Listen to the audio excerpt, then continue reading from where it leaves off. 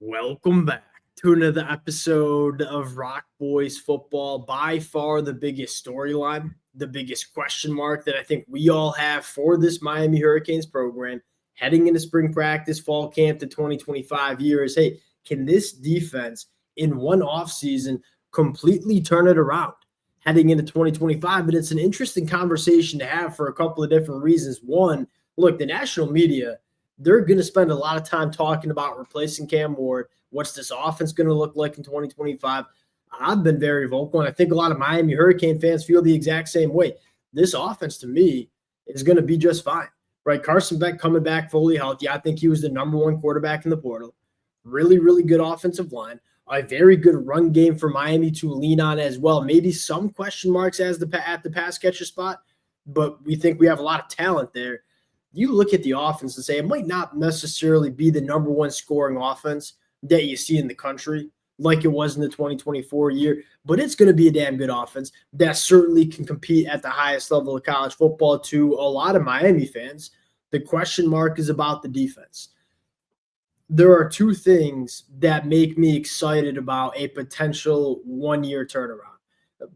Coaching staff is where it starts with, right? It was clear that the coaching staff Miami had in place in 2024 just was simply not good enough. Now, here's the difference between where we are right now in college football versus 15 years ago.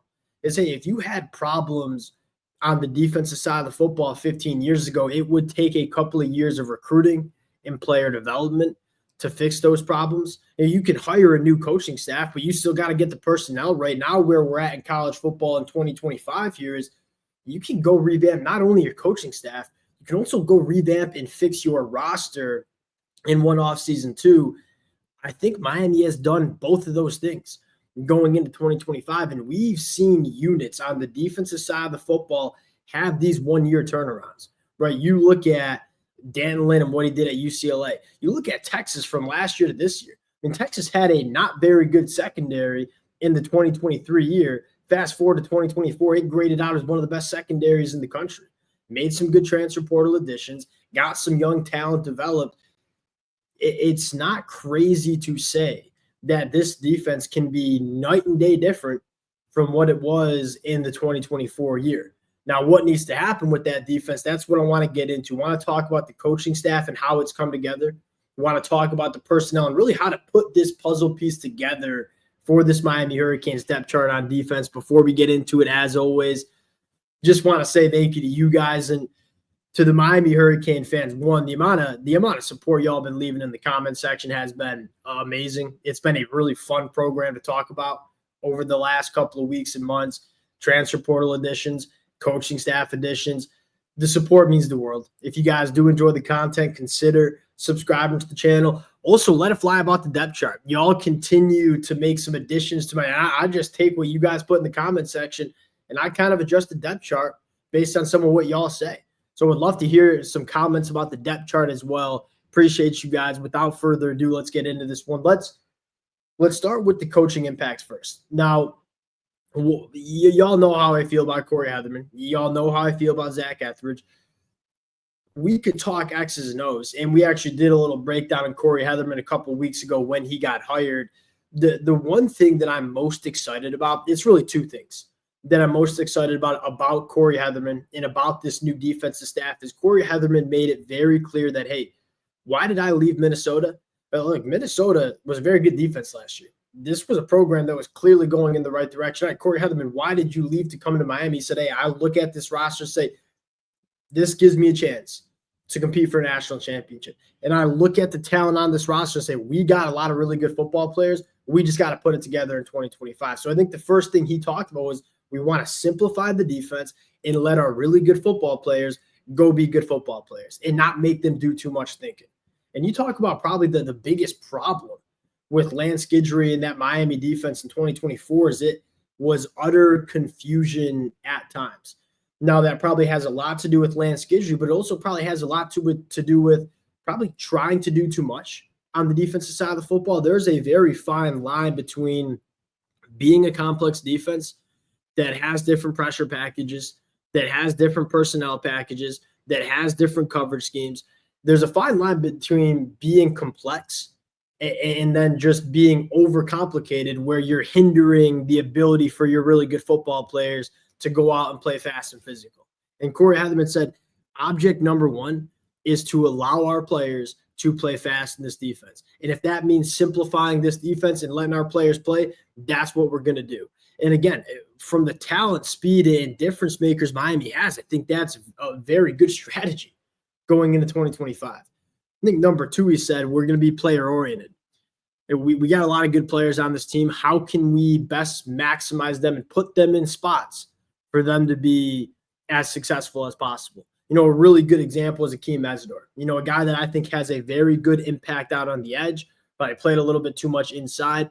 Putting guys like Akeem Mesidor in their ideal spots to make an impact on the football game. That's where it starts. It's a little bit, I guess, refreshing to see a coach come in and say, we know we got the guys. Now we just got to go allow them to go be the bigger, stronger, faster athletes on the football field. That's what I'm most excited about with this new coaching staff. You can debate X's and O's all you want.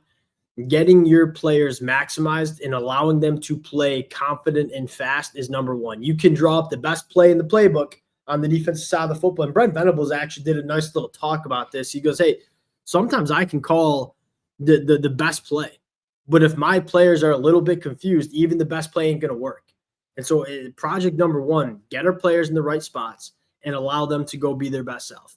Now, from a personnel standpoint, this is, to me, where it gets interesting. There's kind of two talking points I want to get into, starting with the defensive line and really just the front seven, which I think is fair to say probably underperformed in the 2024 year. And that might be a little critical because we all know the secondary was probably the biggest, it was definitely the biggest problem for Miami in the 2024 year. I think we all thought that this front seven, specifically the defensive line, was going to bail out the secondary more than they did in 2024. Now, it was not bad. They sacked the quarterback 7.4% of the time. That's 40th in the country. It wasn't bad, but it wasn't necessarily elite like we thought it might be in terms of the talent they had heading into 2024. Here's what I want to see change. Miami had 175 quarterback pressures. That is an elite number in terms of impact on the quarterback, not sacks, quarterback pressures. That was actually a higher number than Ohio State had, and they played 3 more games than the Miami Hurricanes. Now, Ohio State sacked the quarterback 11% of the time on dropbacks. Miami was only 7.4. What gives? Hey, we got to go finish our negative plays if we're Miami. And this is going to be a really, really big year for Jason Taylor. I think the jury's still out with Jason Taylor. I think a lot of Miami fans have confidence in him. I certainly do as well. Ruben Bain going into year 3 probably wasn't the jump that we thought we were going to get from Ruben Bain in 2024.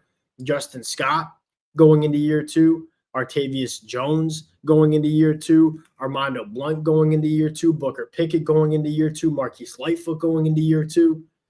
5-star edge rusher Hayden Lowe coming in. Look, there's a lot of young talent on this defensive line.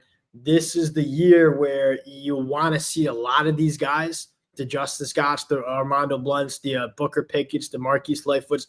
This is the year where you want to see them take that jump. And then in the secondary, it's just putting the puzzle piece together. Look, the personnel is there now. Like this secondary went from a personnel standpoint, talent level standpoint, probably bottom in the ACC or definitely towards the back end of the ACC. You fast forward to going into 2025, you could make an argument this is one of the best secondaries in the conference. I mean, you landed legitimate difference makers both at the safety and then a ton of cornerbacks. Now the challenge is, one, can we get all these guys playing on the same page?